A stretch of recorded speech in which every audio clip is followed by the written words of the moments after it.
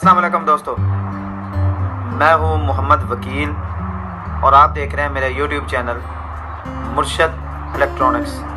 दोस्तों, आज की वीडियो में एशिया सेट 105 डिग्री पर एक नया चैनल ऐड हुआ है, तो उसी के बारे में डिटेल देने वाला हूं। तो वीडियो शुरू करने से पहले आप दोस्तों से गुजारिश है कि आपने अभी तक अगर मेरे चैनल को सब्सक्राइब नहीं किया तो प्लीज़ यार मेरे चैनल को सब्सक्राइब कर लें और साथ में लगी बेल के आइकन को ज़रूर प्रेस कर लें ताकि मेरी आने वाली हर नई वीडियो का नोटिफिकेशन आप तक बर वक्त पहुँच सके। तो चलते हैं दोस्तों वीडियो की तरफ।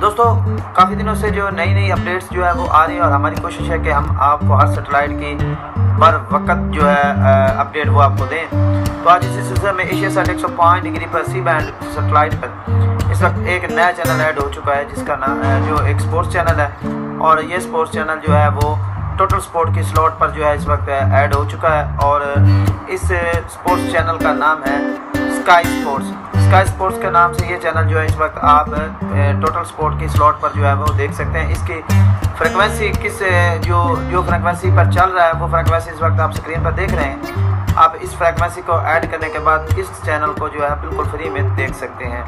तो दोस्तों, इसके अलावा काफ़ी सारे और भी चैनल जो है वो एशिया सेट पर जो है वो आने वाले हैं आने वाले दिनों में।